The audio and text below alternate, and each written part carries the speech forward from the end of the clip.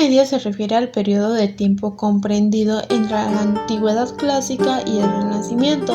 Comienza en el año 476 con la caída del Imperio Romano de Occidente y termina en 1453 con la caída del Imperio Romano de Oriente tras la toma de Constantinopla por los turcos.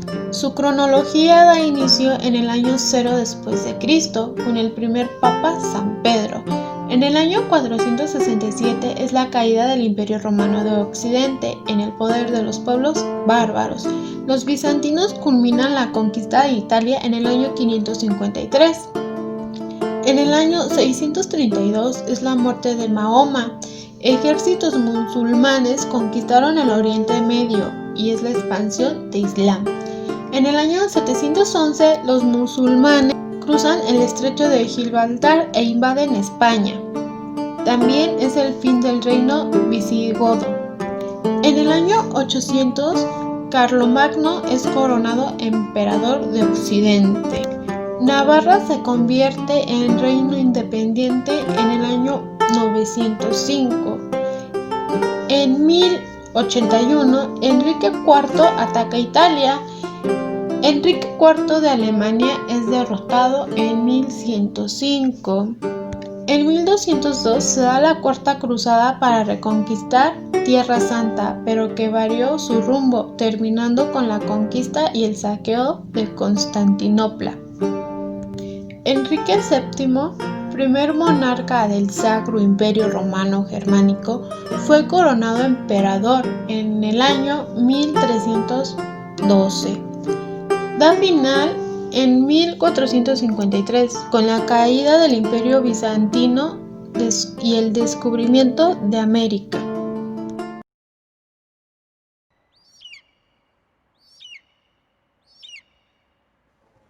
El feudalismo fue una etapa fundamental en el desarrollo histórico de la sociedad, abarcando un largo periodo. En Europa abarcó desde la caída del Imperio Romano del siglo V hasta la Revolución Burguesa en Inglaterra en el siglo XVII y en Francia en el XVIII.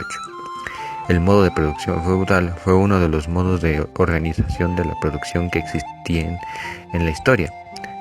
Originado en el seno de la sociedad esclavista en forma del sistema tribal, la esclavitud había dejado de existir. Así que el desarrollo de las fuerzas productivas solo era posible basándose en el trabajo de una masa de campesinos dependientes que poseían sus propias propiedades y sus propios instrumentos. Este modo de producción se atribuye a las sociedades medievales. El poder político en este modo estaba descentralizado. Por esta razón, el señor feudal poseía el poder estableciendo relaciones de vasallaje con otras clases sociales, los campesinos. Los señores feudales pertenecientes a la nobleza poseían las tierras, mientras que los campesinos o sirvientes estaban obligados a vivir en la tierra de su señor, determinando esto la relación de producción existente. Estas tierras conformaban grandes unidades agrícolas productivas, propiedad de estos señores nobles, quienes podían exigir a los campesinos que pagaran una renta ya fuera con su trabajo, productos o tributos monetarios. Entre las características que definen el modo de producción feudal podemos destacar las siguientes. Los campesinos tenían que destinar parte de la producción al señor feudal. Gracias a este pago, el señor les dejaba las tierras y les daba una vivienda. Se basaba en modelos de explotación agropecuarios. Las relaciones eran relaciones de vasallaje. El señor feudal también dotaba de protección al campesino. La unidad productiva mínima era el feudo. En este modelo existían distintas unidades de producción, tales eran como las reservas señoriales, que eran aquellas que eran cultivadas por campesinos, percibiendo a cambio mansos para cultivar. Los mansos eran trozos de tierra que cedía el señor feudal al campesino para cultivarlos y autoabastecerse. En este modo de producción el excedente se lo entregaba al señor feudal. Los pastos y los bosques eran tierras comunes a los cuales cualquiera podía pasar. El origen del papado. El despliegue del papado constituye algo asombroso. Nunca había sucedido algo comparable, que una autoridad religiosa, sin medios económicos o militares, se haya convertido en elemento clave, legal y cultural, espiritual y político de la historia de Europa. Sus orígenes fueron humildes y oscuros. Nadie pudo señalar el momento en el que surgió ni el día en el que, bien lo vieron entrando en el siglo II, empezó a regir en Roma un obispo monárquico que se sintió responsable de la iglesia o conjunto de iglesias de la capital y extendió su influjo en el imperio. Tampoco sabemos el momento en el que se presentó como heredero de Pedro y consiguió una autoridad casi jerárquico imperial sobre gran parte de la cristianidad, pero el papado surgió y rigió los destinos de Europa occidental desde el siglo IV al XV, conservando hasta ahora gran influjo, como vimos en los funerales de Juan Pablo II y como vemos en la preparación de conclave. Por eso es bueno recordar su origen, partiendo de dos apóstoles con Pedro y desde la antigua iglesia de Roma. Papa Lino o Lino de Volterra fue el sumo pontífice de la Iglesia Católica entre los años 67 y 76 y es considerado santo por la Iglesia. Según las listas episcopales más antiguas de la Iglesia de Roma, Lino habría sido el primer sucesor de San Pedro al frente de la comunidad romana, por lo cual la Iglesia Católica lo consideraba el segundo papa. Lino fue designado papa, aunque cabe anotar que durante los primeros siglos del vocablo papa era usado para dirigirse o referirse a los obispos de las ciudades importantes.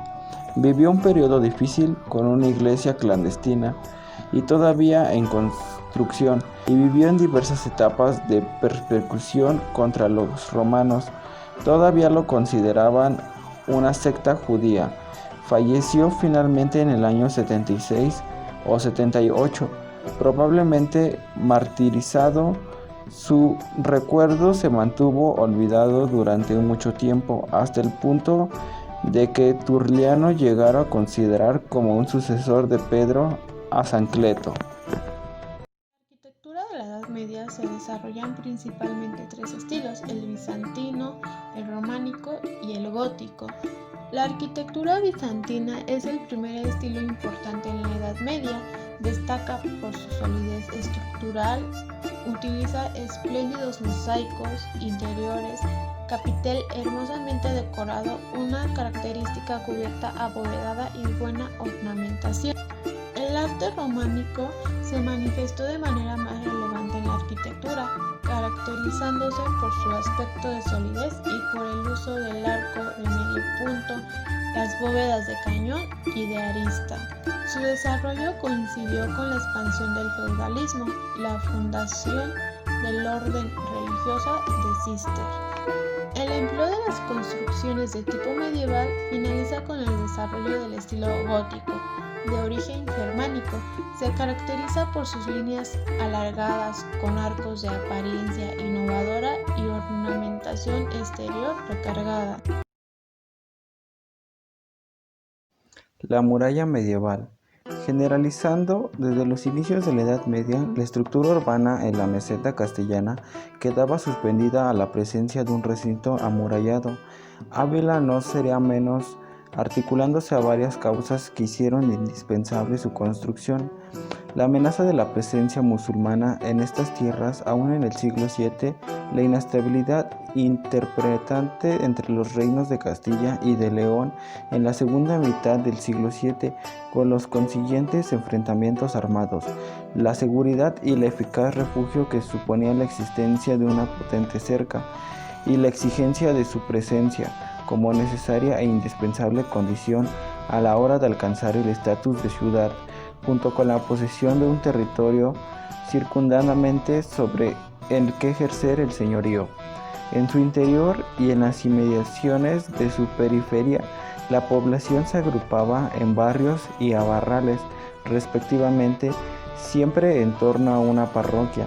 Al mismo tiempo, una parte de la superficie intramuros acaparaban espacios destinados al uso ganadero, junto con algunas tierras cultivables, todo ello en posible asedio. La muralla marcaba las jerarquías y funciones de los distintos espacios urbanos. Si interiormente se desarrollaban las actividades institucionales y buena parte de la actividad comercial y de servicios. Los arrabales eran testigos de las labores artesanales y agrícolas, juntos con aquellas actividades que consideraban molestas. La Edad Media va a ser el escenario del surgimiento de la murallada tal como la conocemos en la actualidad, con su perímetro de unos 2.5 kilómetros, en el que se levantan sus lienzos y torreones, y sus puertas principales. Sus construcciones tendrán lugar en el siglo VII. Si bien la ciudad medieval nunca careció de muros, previamente en parte como herencia de épocas precedentes, estos más o menos arruinados y con mayor o menor eficacia defensiva, estuvieron presentes y protegiendo la ciudad. Su población se fue acomodando al interior y fuera de la cerca dibujado arrabales que se configuraban en torno de las parroquias, cuya construcción vivirá un momento de gran desarrollo bajo la moda románica. Otros edificios jugarán un papel destacado en su interrelación con las murallas, bien interrogándola, como es el caso de Alcaraz, bien abriéndose paso ante ella, como ocurre con la cabecera de la catedral, y en otros casos avanzándose en intramuros. Caso de Episcopio. Durante los siglos medievales, las defensas fueron objeto de reformas y reparaciones, no solo como consecuencia del desgaste propio de un edificio de estas características y dimensiones, sino a tenor a los avances y las novedades que conoció el desarrollo de la guerra. Fruto de estas modificaciones surgió ya a finales del medioevo y el imponente cimorro que preside de la catedral.